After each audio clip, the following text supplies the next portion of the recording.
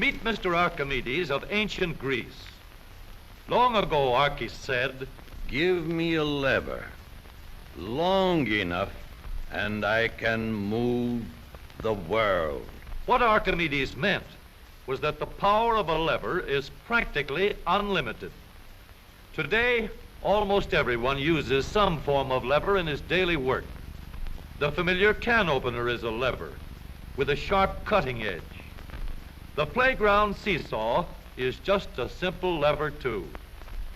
It takes a lot of force to start a freight car moving, yet the railroad man can start the heaviest freight cars easily with a pinch bar, a powerful lever which turns the wheel. Tough luck, old boy. Here's a place where a lever comes in mighty handy.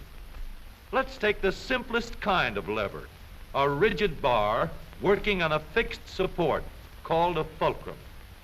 One end of this lever is twice as long as the other.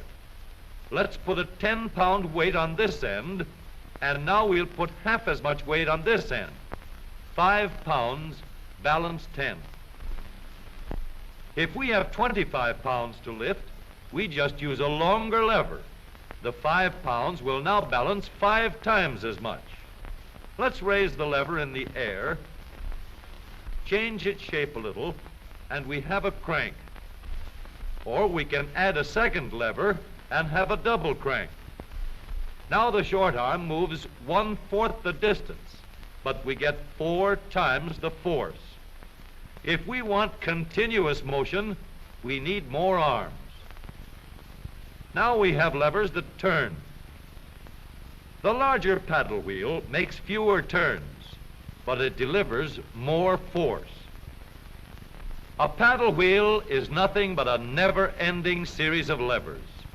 We can make the wheels stronger and lessen friction where the wheels touch each other by rounding off the edges and shaping them into teeth that will slide in and out smoothly.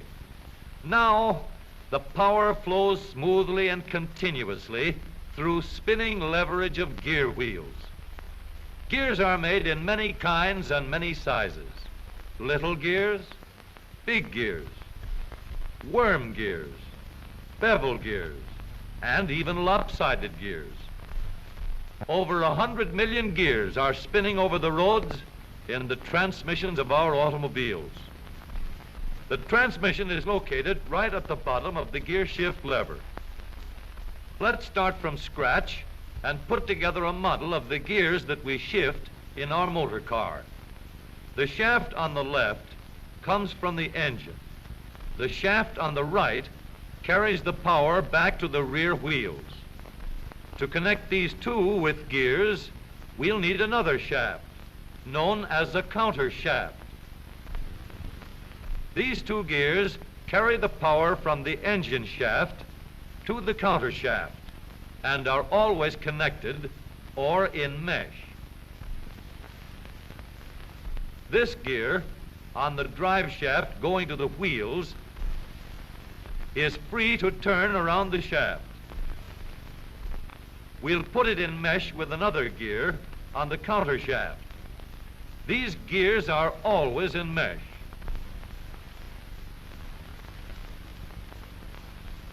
And keep turning while the engine is running. To switch from one set of gears to another, our transmission needs a short shaft like this, known as a clutch sleeve. It cannot turn on the drive shaft, but it is free to slide back and forth. On the sleeve, we'll mount a large gear, which we can shift back and forth to mesh with the small gear in the middle of the counter shaft.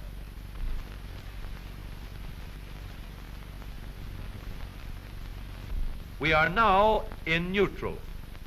The gears that are always in mesh are turning over with the engine, but the shaft to the rear wheels is standing still. A 3,000-pound automobile takes a lot of force to start.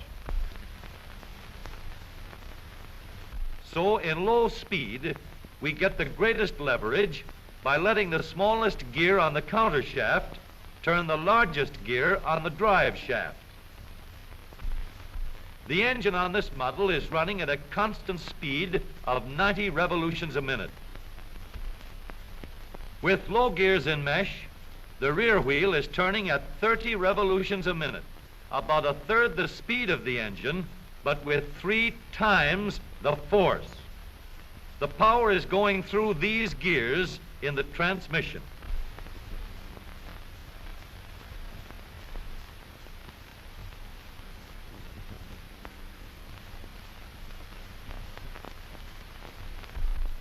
After we've started the car rolling, we want fast pickup.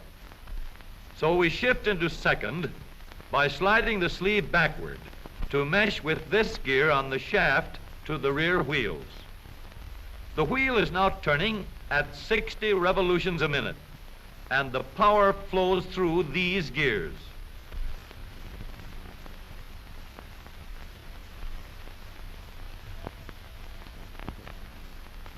For higher speeds, we let the power go directly to the rear wheels. We shift the sleeve forward so that it meshes with the shaft from the engine. The power travels straight from the engine to the drive shaft. Now the shaft to the wheels is turning at 90 revolutions a minute, the same speed as the engine. But here's a problem. An automobile must be able to go backward as well as forward. So we add one more set of gears to reverse the shaft to the rear wheels. With the gears shifted into reverse, the power travels through the transmission in a path like this. We now have 3 sets of spinning levers for going forward and 1 for reverse.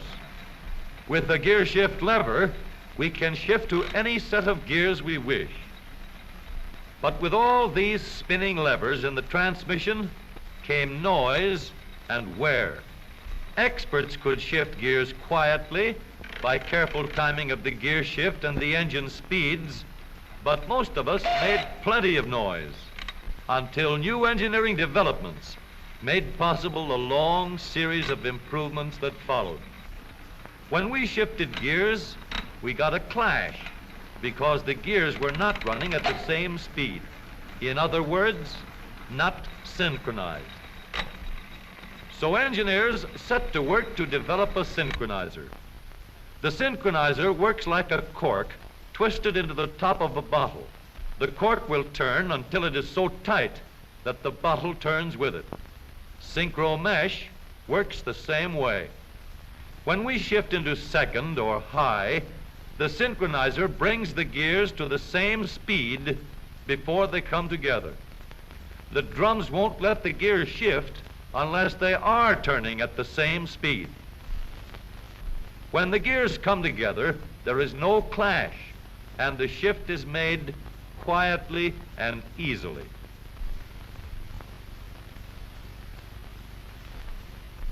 In the transmission of the up-to-date automobile, we have a powerful low gear to give us a strong spinning leverage in starting. A fast-turning motor must set the weight of the car in motion. In second speed, we can change leverage to get going fast at the same engine speed. With the leverage of third gear, power goes directly to the rear wheels, and we can go as fast as we want. Now every driver can shift gears at any time, regardless of speed. Here is a hill that will give us a real chance to see how smoothly and reliably our spinning levers work in our automobile transmission. This driver is going to let her car gain a speed of 60 miles an hour down the hill.